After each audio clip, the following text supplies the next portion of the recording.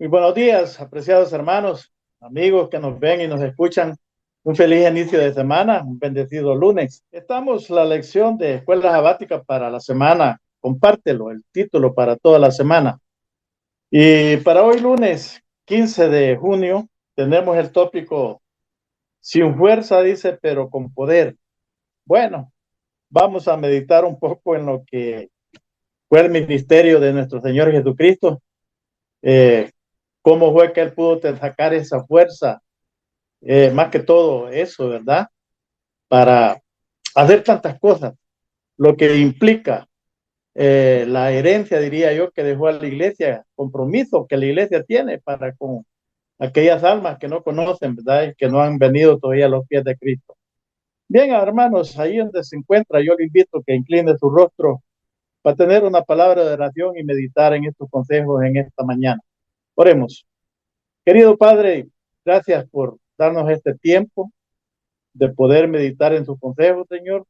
Diga su palabra, que este consejo pues impacte nuestras vidas y que podamos cumplir con ese mandamiento de ir y predicar este evangelio a toda nación, no importa, a toda persona, Señor, que media vez abra las puertas de su corazón, estamos en el deber y en la obligación de compartir estos consejos. Quede con nosotros, acompáñanos y bendíganos. Es nuestro ruego y nuestra súplica en los méritos de Cristo Jesús. Amén. Muy bien, apreciados hermanos. Siempre me gusta hacer eh, un recordatorio de lo que he hablado el día anterior y, y me gustó esa parte que decía nuestro hermano. eh, no es no es una súplica, hermano, de, que Jesús dijo, id y hacer discípulos a todo el mundo, ¿verdad? No es que si quiero, ya ver, o si me dan ganas. Es un mandato que tristemente hemos olvidado quizás y, y está ahí pues para que nosotros cumplamos. Por eso la autora de la lección me gusta cómo comienza este día lunes y dice, te preguntaste, dice alguna vez, ¿cómo pudo Jesús, dice, eh, mantener, dice, su motivación en primer lugar para trabajar, para hacer tantas cosas? Por ejemplo, dice que él sanaba, él consolaba, predicaba y aparte de eso dice enseñar, instruía también a tantas personas, dice día tras día. Este era el trabajo diario.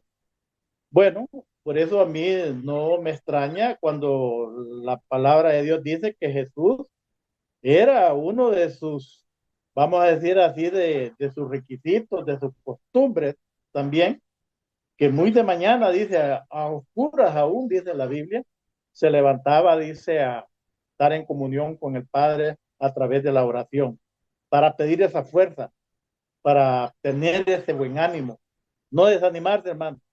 A veces a muchos de nosotros eso nos pasa, ¿verdad? Eh, a veces por una cosita nos desanimamos y ya no queremos hacer este trabajo que el Señor nos ha encomendado. Dice que también, dice, se nos dice que al ver las multitudes, sintió, dije, compasión de ellas, porque estaban, dice, desamparadas y dispersas como ovejas, dice, sin pastor. Así lo manifestó él en Mateo 9:36. Fue el amor, dice, y la compasión de Jesús hacia la humanidad lo que impulsó, dice, su labor. Eso es, si tú no sientes el amor por hacer esta obra, difícilmente la vamos a hacer o se va a hacer, ¿verdad? Por eso dice que de la misma manera, el amor de Dios, dice, en nosotros debería de impulsarnos. Eso debería de impulsarnos a sentir el deber de conducir a las almas hacia su, dice, verdad. Y esto así lo manifiesta el apóstol Pablo en 2 Corintios 5:14. Muy bien, apreciados hermanos, seguimos como recopilando algunos consejos que Jesús dejó también en su palabra. Dice, ¿contemplaste alguna vez los rostros de las personas en una multitud?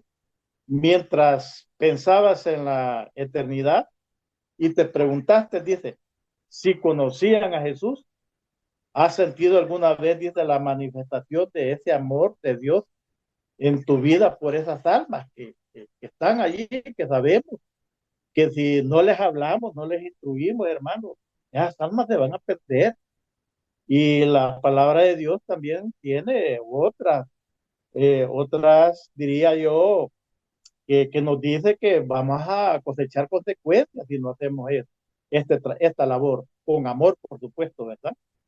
Y dice, también dice el amor de Dios en ti, dice, hacia estos extraños, eh, extraños necesitados. El amor que Dios dice ha puesto en nuestro corazón nos motiva a sentir y a asumir, dice, la responsabilidad de conducir almas a Él. Bueno, Jeremías así más lo expresó, ¿no? Esto cuando dijo, su palabra fue en mi corazón, dice, como un fuego ardiente, prendido, dice, en mis huesos. Traté, dice, de sufrirlo y no pude, dice el profeta. O sea, de que esto tiene que motivarnos, hermano, levantarnos, más que todo, tal vez de la condición, en situación en que estamos, tal vez nosotros tranquilos, pero otros pereciendo sin esperanza. Sin embargo, dice, cuando compartimos a Dios con otros, no debemos, hermano, este es un consejo maravilloso, tratar de forzarlos a aceptarlo a Él o a la verdad bíblica. No debe de tratar de forzarlo o, o lo más tremendo, tratar de engañarlo, ¿verdad? A veces cometemos algunos errores así, ¿verdad? Que le decimos a la persona, mire, cuando usted venga a Cristo, su vida va a cambiar. Sí, va a cambiar. Hermano, el diablo se va a enojar y se la va a poner más difícil. Pero a ver, nosotros le decimos, su vida va a cambiar, va a ser jardín de rosas allí, que sin problema. No, a veces no es así tampoco la cuestión. Por eso dice de él de que no debemos de obligarlas. Su elección dice, en, es contraria, dice, el carácter de Dios, al carácter de Dios. O sea, obligar a la persona es contrario al carácter de Dios. Y ahí nos menciona un ejemplo. Por ejemplo, dice que Dios no obligó a Adán y a Eva que se alejaran del árbol de la prueba, ¿no? De la ciencia del bien y el mal. No, no los obligó. Tampoco dice que eh, no obligó, dice, a los antediluvianos a que entraran al barco que Noé había construido. No, fue su decisión. Y así, hermano, tampoco dice que eh, no, no obligó, tampoco dice al pueblo de Israel a que se pegara a sus normas, a sus leyes, para que él los pudiera proteger. No, era decisión de ellos también. Y eso también se aplica para nosotros. A nosotros tampoco nos obliga. De nosotros depende. Y nosotros conocemos el camino. Y por eso dice, no obligó a los israelitas a permanecer fieles a su pacto. Por el contrario, dije, Jesús satisfizo hizo las necesidades de las personas. Bueno, y ahí me gustaría tocar por lo menos estos textos de Mateo 4, donde se aplica esta parte donde dice cómo Jesús satisfacía las necesidades de las personas, a pesar de su renuencia. Y él siempre estaba dispuesto, porque esa era la manifestación de Dios. Leo Mateo 4, 23 al 25 y dice, y Jesús recorría toda Galilea, enseñando en la sinagoga, predicando el evangelio del reino y sanando a toda enfermedad y dolencia de la gente. 24. Su fama, dice, se extendió por toda Siria y le traían todos los que se sentían mal, los afligidos de diversas enfermedades y tormentos, endemoniados, lunáticos y paralíticos, y los sanó. Y lo siguió, dice, una gran gentío de Galilea y de Decápolis, de Jerusalén, Judea y del otro lado de Jordán. Bueno, Jesús era conocido en, en la región donde él se se presentaba y todo el mundo lo conocía y quería estar cerca de él para escucharlo o para ser sanado o para que su problema fuera solucionado.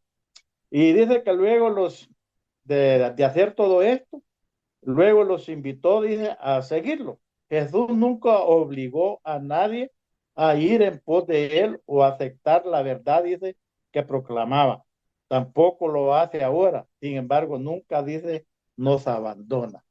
Y ahí en Mateo 23:37 dice de la siguiente manera: Jerusalén, Jerusalén, que matas a los profetas y apedreas a los que son enviados, dice, a ti.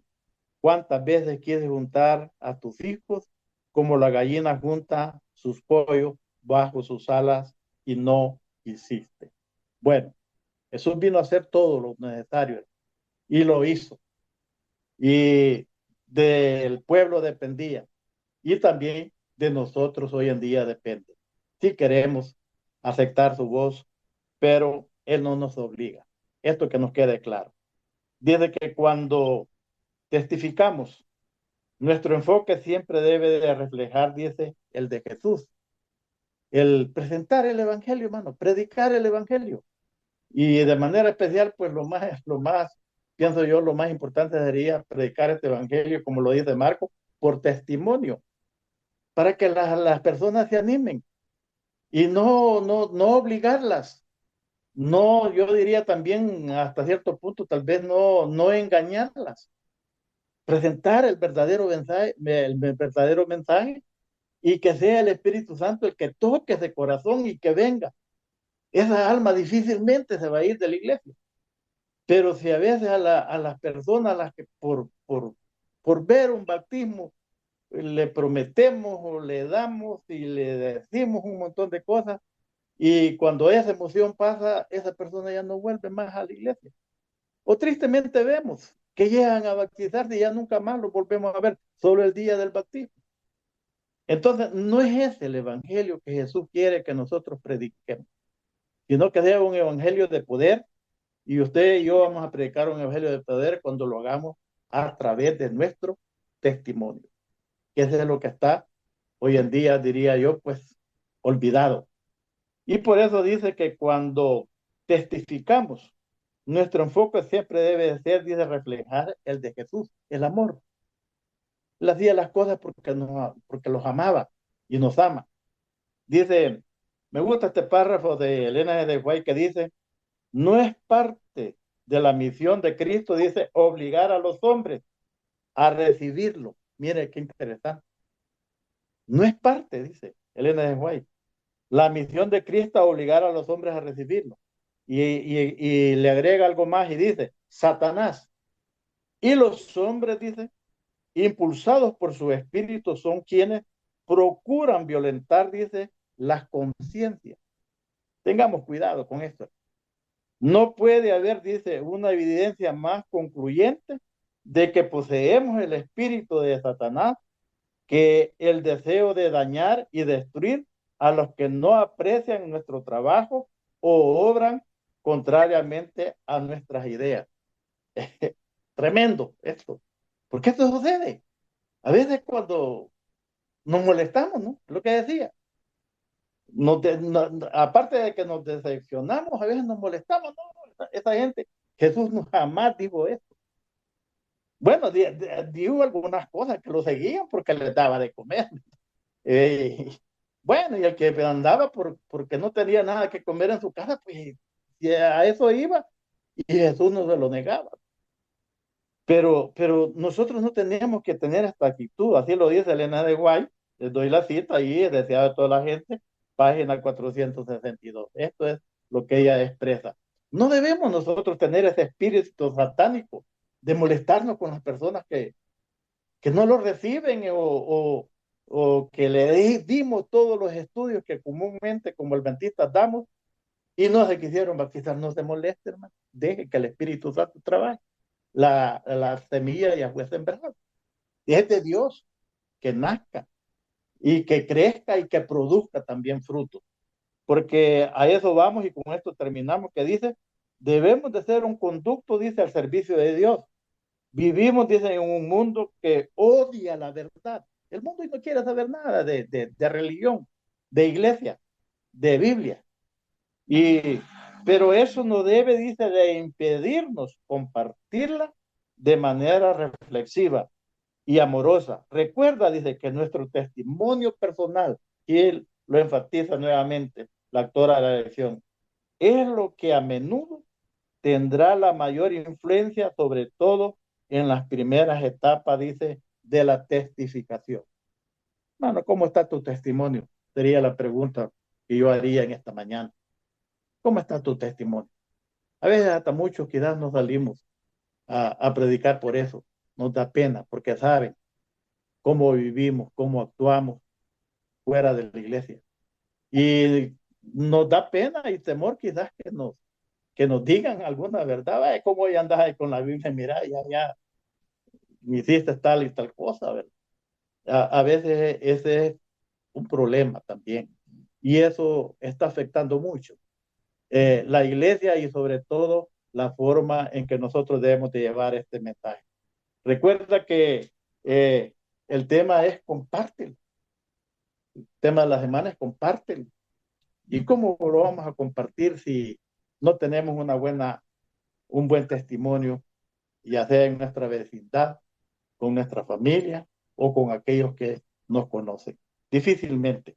Por eso termino con esta reflexión, esta pregunta que hace y dice, ¿de qué manera estás creciendo en gracia y conocimiento?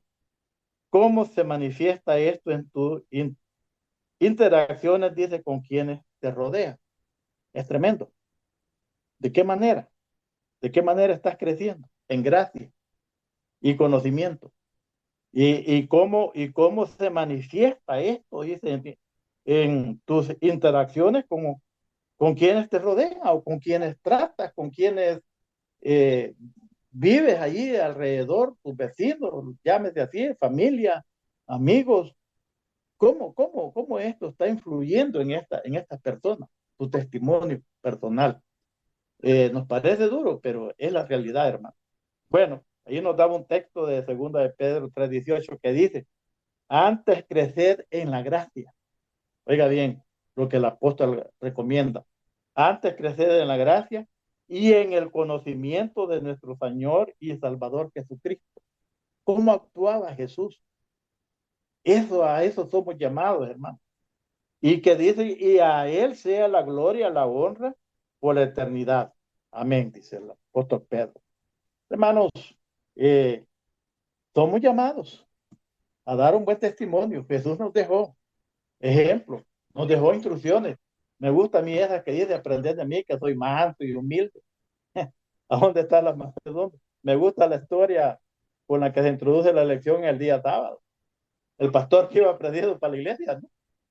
Y yo conozco de un hermano que le pasó algo parecido. Le pitaba al pastor porque lo quería saludar así en la calle, en el carro, iba a pitar. Y el pastor le molestó que muchos le iban pitando atrás. ¿Sí? Y ya le pitó también el pastor, pero ya usted sabe qué fue lo que le pitó.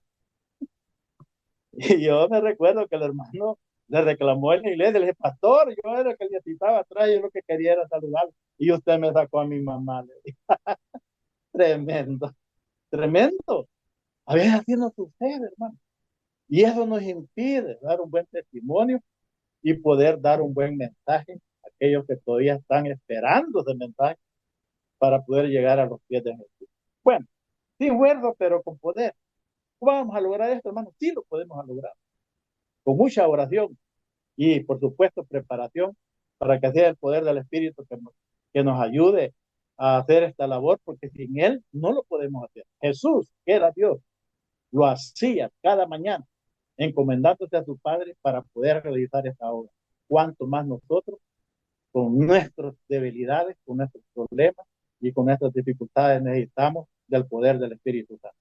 Clamemos por el poder del Espíritu para que nos ayude a realizar esta obra para honra y gloria de Dios. Que Dios te bendiga. Es mi deseo de oración en esta mañana.